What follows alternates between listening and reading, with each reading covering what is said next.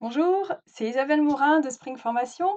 Aujourd'hui, je vous retrouve avec beaucoup de joie. La joie habituelle de vous retrouver, la joie d'avoir mon nouveau matériel vidéo, l'excitation à l'idée du webinar que j'anime demain pour les télétravailleurs qui sont en difficulté pendant ce confinement. D'ailleurs, si vous avez envie de nous rejoindre, je vous mets le lien en dessous pour vous inscrire. Aujourd'hui, on va parler de l'entraide et du fait de s'aider les uns les autres et d'abord de demander de l'aide. La première difficulté pour demander de l'aide, c'est déjà de reconnaître, mes limites. J'y arrive pas tout seul, ou c'est trop compliqué tout seul, ou ça va être trop long, ou ça me demande trop d'efforts. Reconnaître humblement ses limites vis-à-vis de soi et vis-à-vis de l'autre. Après cette première étape, il s'agit, de formuler la demande et j'observe que parfois on n'ose pas demander. On a peur de déranger, on a peur d'en demander trop. Pour dédramatiser ça, je vous invite à vous brancher de l'autre côté.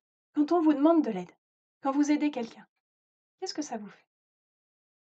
Je suis prête à parier que bien souvent, vous êtes content d'aider, vous êtes, ravis, peut-être le terme est fort. En tout cas, ça fait du bien de contribuer, d'apporter son aide à l'autre. Alors quand j'ose pas demander, je ne crée pas cette opportunité à l'autre de pouvoir apporter son aide.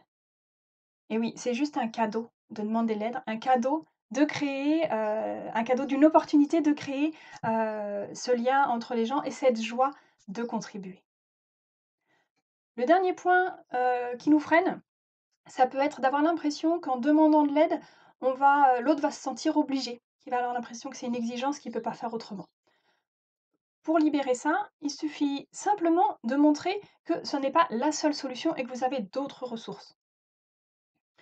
Par exemple, moi souvent quand je demande quelque chose, je demande à la personne: «Est-ce que tu peux m'aider à faire ça?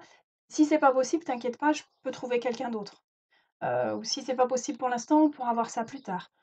Ou parfois, je demande à un groupe en disant: «Tiens, est-ce que l'un de vous peut me donner un coup de main?» Ça met moins de poids sur les épaules de la personne et du coup, elle se sent beaucoup plus libre de répondre et ça permet de le faire avec beaucoup plus de joie, d'entrain.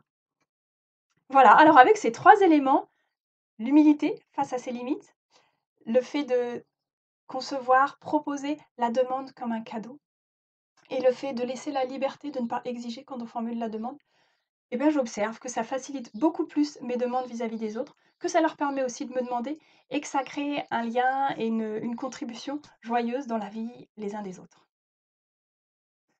Je suis ravie de vous avoir partagé ça et j'espère que ça vous inspire. Je vous invite à, si vous ne l'avez pas encore fait, à vous abonner à ma chaîne YouTube, à liker cette vidéo et puis, je vous dis à très vite, soit demain pour le webinar, soit prochainement pour une prochaine vidéo ici.